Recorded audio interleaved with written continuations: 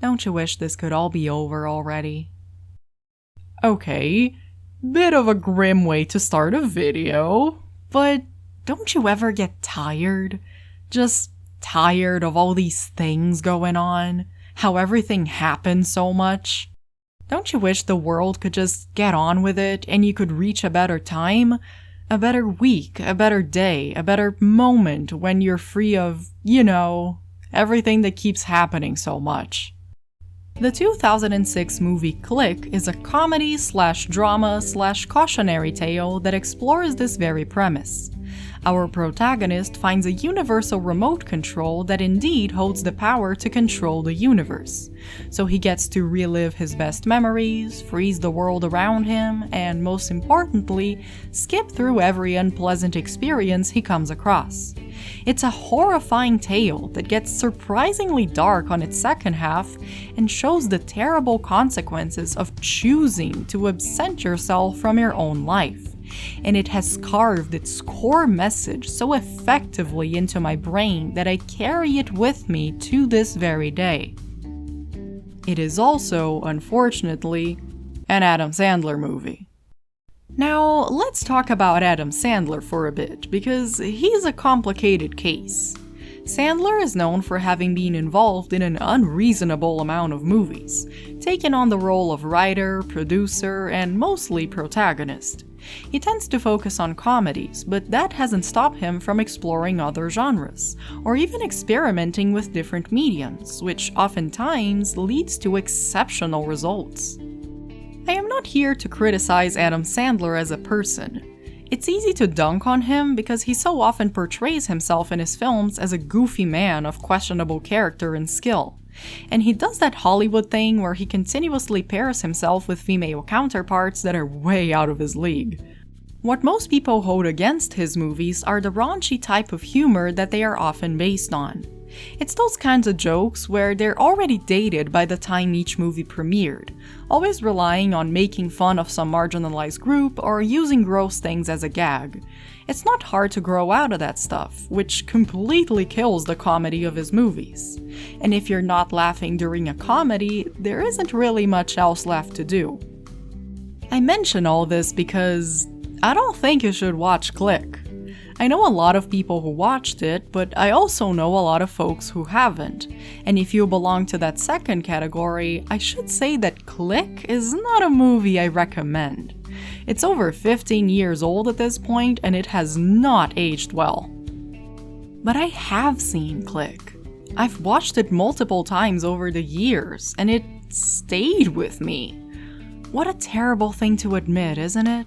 That an Adam Sandler comedy that uses diversity as a punchline could impact me the way that it did. It is not the only movie to have changed my life, but I can't cut it out of that list without lying.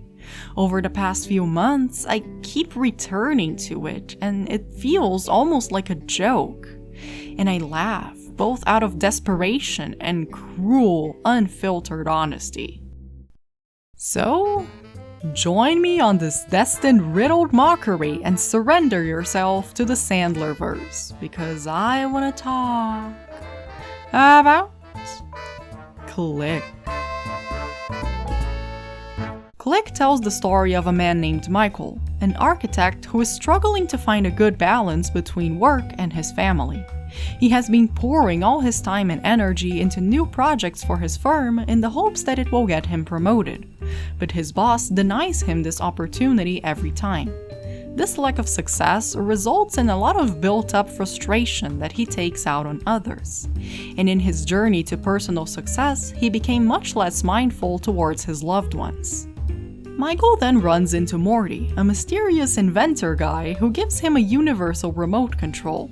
It doesn't take long for Michael to realize that this remote has the power to control life around him as if it were a movie, holding many features within its grasp, such as pausing and fast-forwarding time. Michael begins to explore these capabilities and quickly falls into a clicking routine. Initially, he uses the remote to skip through life events he doesn't like. Arguing, traffic jams, boring chores, being sick. He does so with the intention of getting the bad stuff over with and getting to the good stuff faster. But he soon starts skipping through the good stuff as well. He fast forwards through family dinners and spending time with his wife, for example. He doesn't have anything against doing those activities, but he doesn't want to waste his energy sitting through them, mostly because he wants to put it towards working on his next big project. When his boss once again refuses to promote him despite promising to do it, Michael decides to skip to the part where he gets the promotion, thinking it would just be a month or two. But it actually takes a full year. At this point, the remote's automatic memory kicks in, fast-forwarding without Michael's input according to the patterns that he had shown before. Every time he gets sick, or has an argument, or is waiting on a promotion, the remote will skip ahead, sometimes for years in one go. The movie takes a darker turn during its second half, as Michael realizes his marriage has fallen apart, his kids have become total strangers, and his father has passed away. While he's skipping through time, his body goes on autopilot, and Michael has no idea of what he's been missing until time slows down for him again, forcing him to absorb the weight of all of those tragedies at once. As the remote keeps skipping, Michael grows older and older, until he is at the brink of perishing. He makes one last attempt to connect with the family he has failed to know before his body gives out, and he wakes up once more as a young man, back on the day he had first been given the remote. Michael seizes this new opportunity to live life to the fullest, and when the device is offered to him again, he refuses it.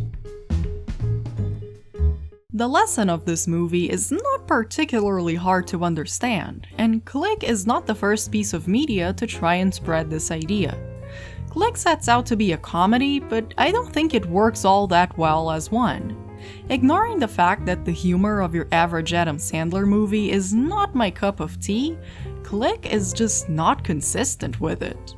The first half tries really hard to be funny, but the second half turns into a mixture of drama and psychological terror, with just a couple of jokes sprinkled throughout.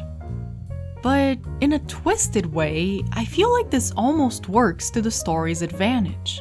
The first half is focused on Michael having fun with the remote and exploring its quirky possibilities, while the second half is there to drive home the fact that messing with the flow of life that radically is a terrible idea.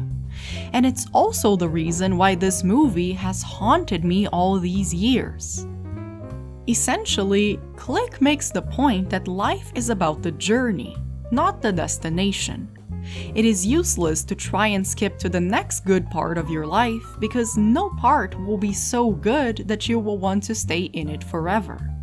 Inconveniences, toils, and tragedies color every second of your existence. And by skipping through the quote-unquote bad stuff, you also miss out on all of the wonderful stuff that happens in between. Michael didn't see his kids growing up. He didn't enjoy his time with his father before he was gone. He didn't nurture the love of his wife while he still had it. All of those treasurable moments were lost amidst a string of less ideal situations, such as work and chores and arguments. But he was so busy striving to reach an impossibly ideal future that he missed out on a perfectly enjoyable present. I believe Click shines best if you see it as a movie you're not supposed to take literally. It's not so much about a magical remote as it is about the daydream of skipping through the unpleasant parts of your life, hoping to get to a point where all of that mess is over. The remote is one way of doing it, but any other way would yield the same result. A life that was half-lived, barely enjoyed, and that will never bring you happiness. When Michael is learning about the remote's true power, Morty explains to him that while he's skipping through time, his body goes on autopilot. He is there physically, but not so much spiritually. He is aware enough of his surroundings to function, but he seems distant and numb, not paying that much attention to those around him and focusing mindlessly on whatever task he needs to finish. Morty comments that everyone goes on autopilot now and then. The only difference is that Michael has a neat little device telling him when to do it. In that sense, what the movie refers to as autopilot isn't so much an exclusive function of the remote as much as it is a human characteristic. Everyone experiences a few moments where they're not really there. They're just kind of going through the motions until they make it through the day. Once again, you don't need a fancy remote control to experience the scenarios in Click. You can easily tell the same story by having Michael be a regular human who chooses to mentally check out whenever he doesn't feel like spending his energy on petty social interactions. At first, he only does it for some specific moments, but the more he chooses to alienate himself, the more numb he grows. And before he realizes, entire years have gone by since he had last truly allowed himself to care about something, and by now, it's too late to go back. A wise person on the internet once said the following: "Everyone who has ever seen the movie Click has a dark secret. And that secret is that they've cried to an Adam Sandler movie." And to me, that's painfully true. I hadn't watched this movie in years, but I remember I always cried during that scene where Michael relives the memory of the last time he saw his father.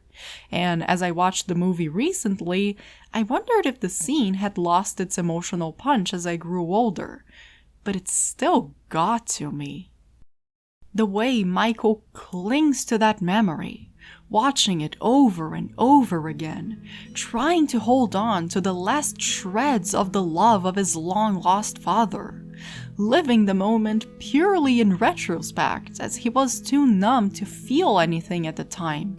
He didn't know the true meaning of those events back when they were still happening, far too focused on just speeding through his life in the hopes of reaching a better future, one that could never be reached in the first place, because there is no singular point from which our lives become free of turmoil. There will always be another argument, another illness, and another traffic jam, and another work project, just as there will always be another moment of laughter, of celebration, of shared joy and bliss and pleasure, and they are so deeply intertwined in the flow of time that it is impossible to skip through the bad moments without skipping the good ones as well. Life requires patience. It demands you to be in the present and to allow yourself to feel whatever is thrown at you, be it good or bad. For wishing on a purely happy future is fruitless, both because it doesn't exist and because it makes you miss out on the happiness you have already found. It's a good lesson. It's an important lesson. It is the lesson that I rely on every time I wish I could skip to the next step in my own life, no matter how insignificant it might seem. And it came from a freaking Adam Sandler movie. This just makes me livid. Every time I catch myself sinking into this spiraling, anxious train of thought, the one thing that pulls me out of it is Click by Adam Sandler. Every time I entertain the daydream of skipping ahead in life, I am reminded of the scene where Michael rewinds his last memories of his father, and I am cured of speculation. Fast-forwarding through life is bad because Click said so. I am done. My main issues here can be summed up in this one scene where Michael revisits some of his old memories and is disappointed with what he finds, to which Morty advises him that sometimes it's best to keep memories just in your head. Now, this is also a really good lesson, and it's not even the main point of the movie. Sometimes a memory is not necessarily accurate, but it brings you great happiness anyway, and if you go around trying to confirm it was real, you might shatter some harmless, joyful moments that you held dear. The problem with this scene is that this piece of advice refers to Morty judging how unattractive Michael's past dates were, all while referring to them by making misogynistic and transphobic jokes. Yay! That's why it pains me to say how much this movie changed me. It's hard to praise the moral of a film that is filled to the brim with so much raunchy content that it felt in poor taste even by 2006. Another issue is that, at times, this movie gets really close to understanding the full potential of this premise, but it chickens out before it says anything deeper than usual. Michael's existence is very middle class. He even refers to it as such. The lack of balance in his life comes from how he has been dedicating all of his time to work in the hopes of getting promoted, just because he wants to afford a better life for his wife and kids. It doesn't seem to be out of greed, at least not entirely. He just wants to save his kids from the humiliation of not being wealthy, because he knows how hard that can be on a person. He is good at his job and puts a lot of effort into it, which makes it even more frustrating to see his boss diminish his work, spend his days flirting with his secretaries instead of getting anything done, and dangling a promotion in front of Michael just to keep him working for the firm. To a degree, Michael is being exploited. He isn't being fairly compensated for his labor while somebody else takes the profits, and he's given way more to his job than what he's getting in return. And again, to a certain extent, Michael knows that this is happening. He dreams of becoming a boss just so he can be like his boss and pay other people to do the work for him. He knows this is an unfair scheme, but he believes he can win by playing into the game. But what does Michael have to lose by not working so much? I'm not talking about quitting his job, just putting his family first. The movie establishes that he's not going to be fired by refusing to work on a holiday, he just won't get promoted as quickly. And even then, Michael doesn't have to be the boss. He can keep his position and still sustain his family's middle-class lifestyle. They're not filthy rich or anything, but they're far from living paycheck to paycheck. In Michael's case, he has his work life and his family life, and prioritizing one over the other is a choice. But while Michael can make that choice, a lot of people can't. Sometimes you have to work just so that your family can afford to eat. And in that situation, putting your work before your family is oftentimes not a sign of neglect, but of responsibility, as painful and as unfair as it is. You're not a bad father, you're just being exploited. And while Michael's being exploited too, it's not in a life-threatening way. I think that's why he chooses to skip over the bad moments instead of pausing those moments to give himself more time. During the holiday, for instance, he could have lived through the family dinner without skipping it, then paused his reality, remained paused for a couple of days while he worked on his project and recovered from exhaustion, only to unpause time and go on a vacation with his family. And he could do this for every time work interfered with his plans. It would be almost like living a double life. But those would be the actions of a man who wished he had the time to live both lives, instead of a man who chooses to live for his work instead of his family. I suppose that in this pause scenario, the catch would be that the frozen reality is always dull and lifeless, eventually leading Michael to realize that his very profession makes him feel that way, but then we would have a different movie, even if the lesson would still be valuable. Another thing is that, at first, Michael is just skipping through trivial things, like traffic jams and family dinners. He is not deliberately skipping through tragedies or trauma. At least, not until the remote starts acting automatically, as if getting used to skipping through minor inconveniences means you will inevitably numb yourself to heavier troubles as well. We get a glimpse of that when Michael is coping with the loss of his father, and begs the remote to take him to a happier time. But by doing so, he skips through all of his grief, and misses the opportunity to get to know his son's fiancée, arriving just at their wedding. Even if skipping through trauma feels more understandable, it still means you will miss out on joyful moments. Either way, Michael's life is very safe and suburban. So the lesson it teaches is safe and suburban as well. It feels easy to tell someone to enjoy life's amazing journey when you're not drowning in debt or tragedy. But really, I can't say that's a terrible flaw. I think that when I first watched the movie, I really needed a safe suburban lesson. I mean, I was 10. And that lesson has stuck with me through all this time, so there must be something to it. We are living through interesting times, and whenever people call them interesting times, I want to punch a wall, but that doesn't make it any less true. And sometimes I think to myself about how I wish I could skip to when things were normal again, and just leave this whole mess behind. But then, I remember Click. Freaking Click with freaking Adam Sandler.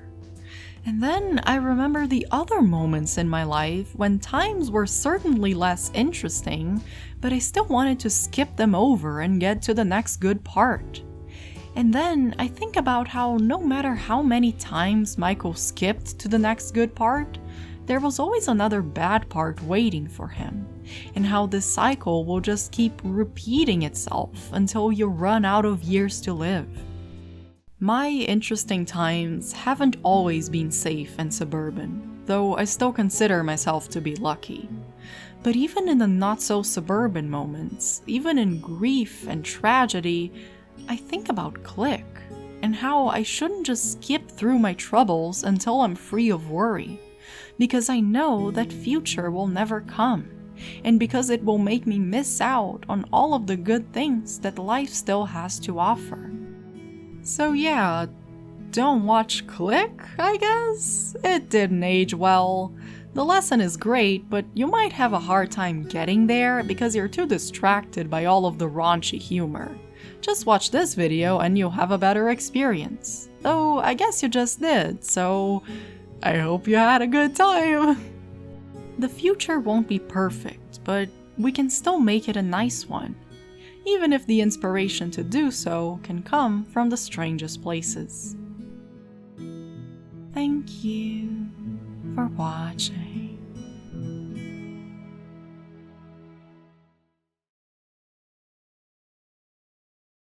Well, hello there. It was very nice of you to watch this video. Special thanks to my beautiful patrons for making videos like these possible. You people light up my life. If you would like to join the gang, click the link in the description. If you have enjoyed the video, you can also help me out by clicking the like button, subscribing to the channel, and clicking the notification bell too. You can also follow me on Twitter and share this video with your friends. Feel free to leave a comment down below, especially if it is about what you really think of Adam Sandler. Thank you so much for watching, and I'll see you on my next video. Bye!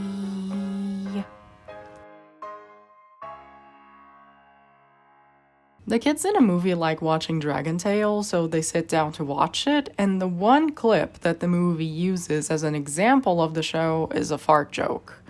Adam Sandler, everybody!